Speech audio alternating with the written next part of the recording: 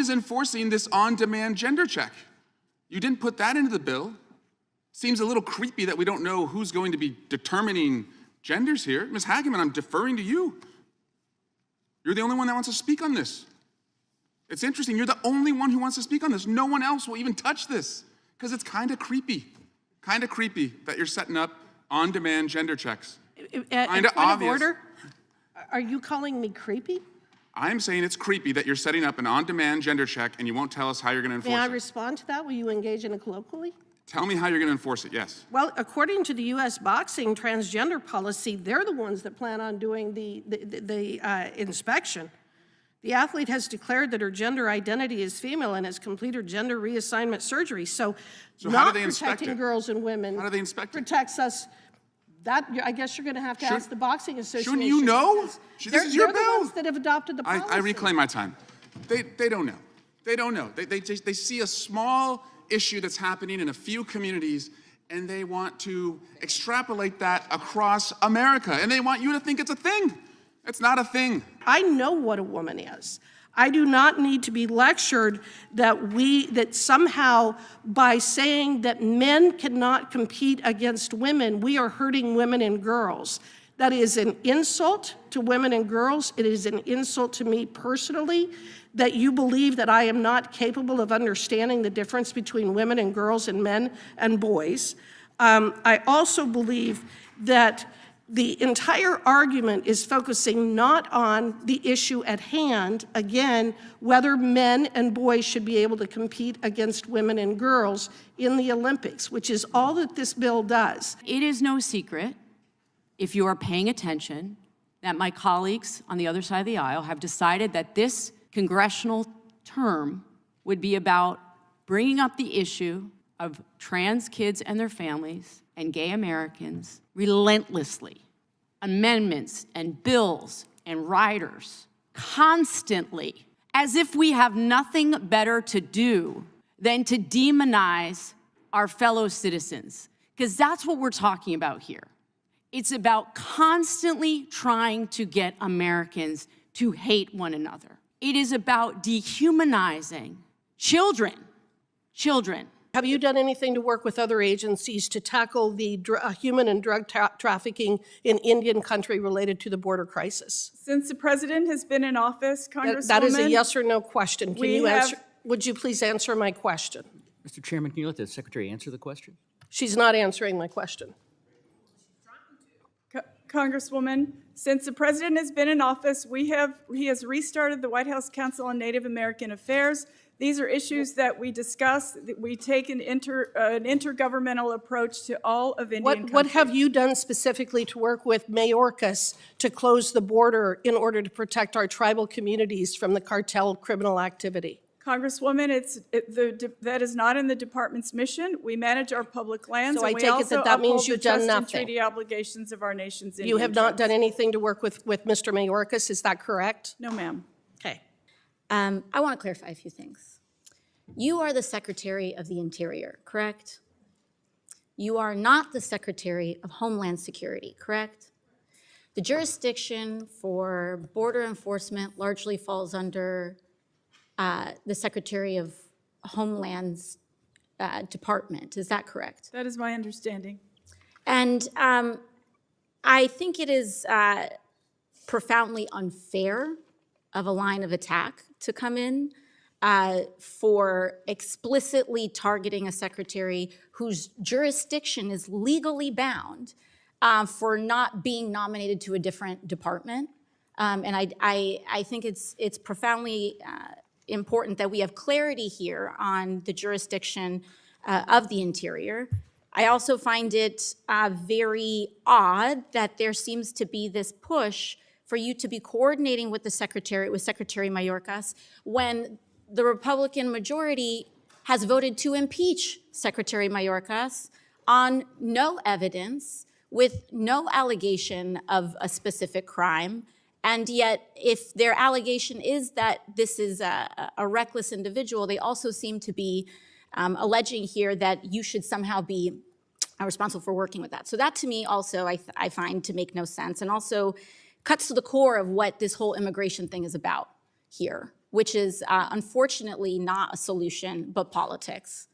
And it's about not making sure that we solve this issue, not providing a path to citizenship, not ensuring that we are providing resources to judges to adjudicate these cases, but to continue to restrict the resources and policies necessary so that there continues to be a problem, so that it can continue to run a news cycle. We are better than this. I do not believe that it is kind or compassionate to erase biological women and girls and pretend that they are the same thing as a man who claims to be a girl. I do not believe that that is kind and compassionate. I do not believe that it is kind or compassionate to allow men and boys to dominate women's athletics.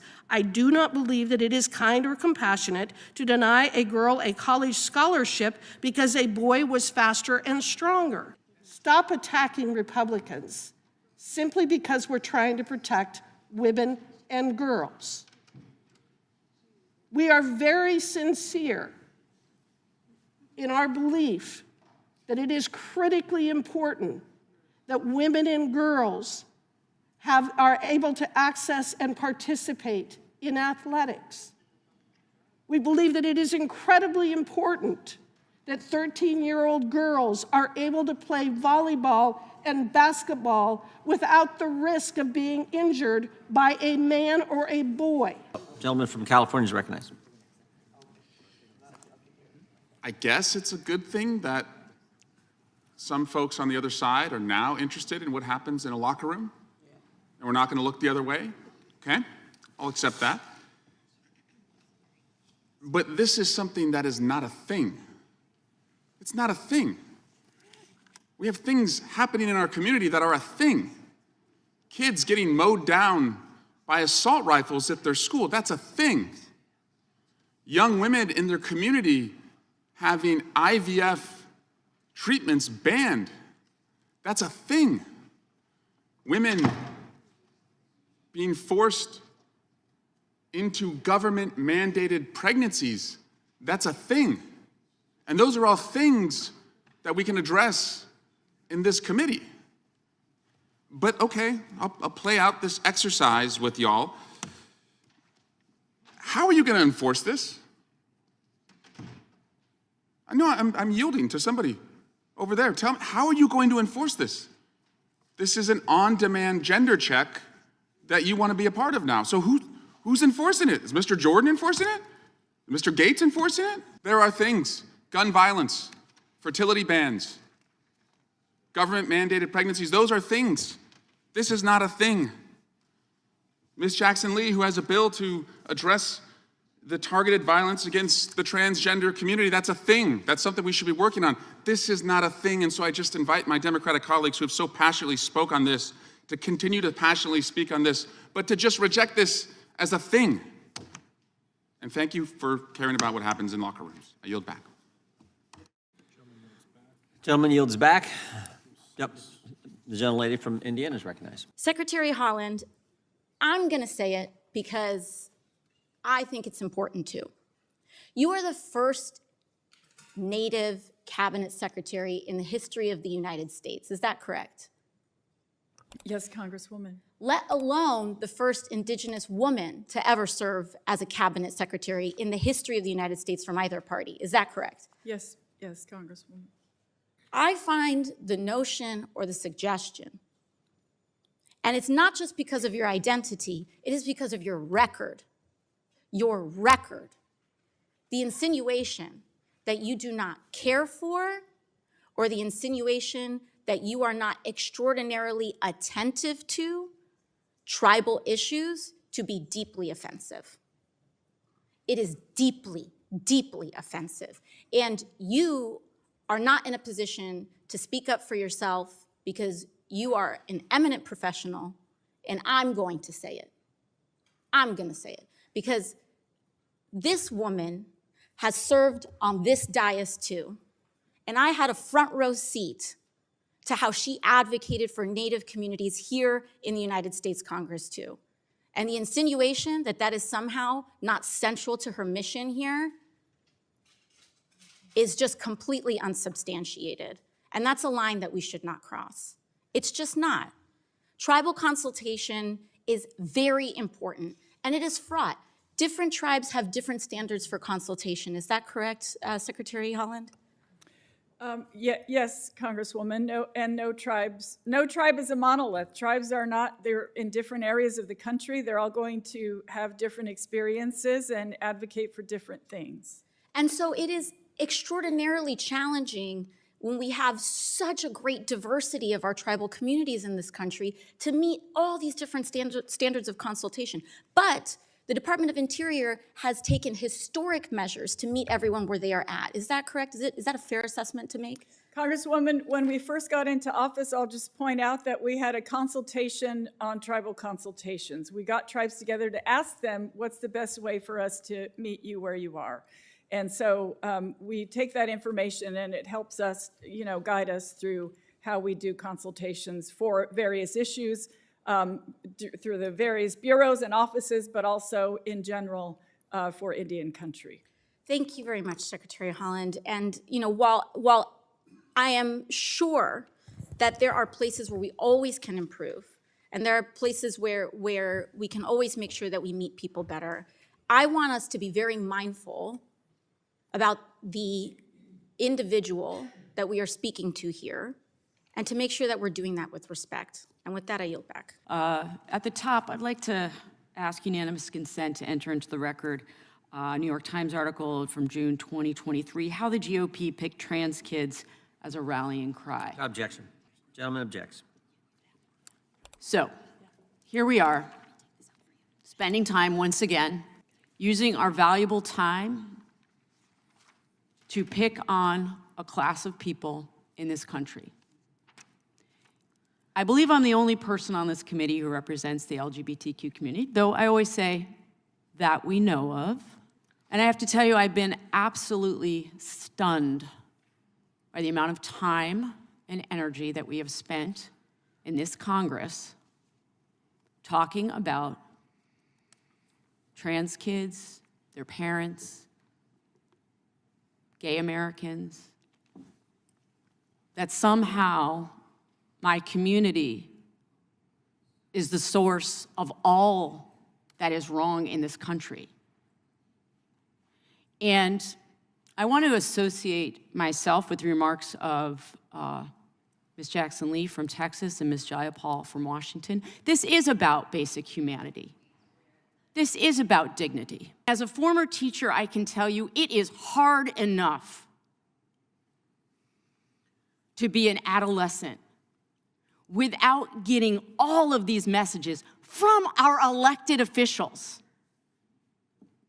that somehow they are not worthy, they are not loved. And some of the rhetoric that I hear right now in this body is about making them less than human. And all they want to do is live their lives. Attend school, have friends, participate in sports. Know that their government is not using every opportunity to fan the flames of fear and hatred. Now, I understand that there are some people in this room and in this body as a whole that may actually believe the rhetoric, may actually believe that you are doing good. But I'm telling you, it has a devastating effect on children, on teens, and their parents. In this committee, we had a hearing on trans kids generally and the danger, essentially, they were to the American way of life. And right there in that seat, we had a conservative Republican woman who came to talk about her experience trying to raise her trans kid and what it felt like for her to sit in this body and have members of her own party try to treat her as if she were somehow doing damage to her child by simply trying to hold her for all that she was. I don't believe that you think you're doing real damage, but I'm telling you, you are. This is not how we should be spending our time. We should be spending our time uplifting Americans, alleviating suffering, letting Americans know that we believe in them and we support them. And not this fear-mongering, this constant fear-mongering in this Congress. People who just want to live their lives and the families who love them. I yield back.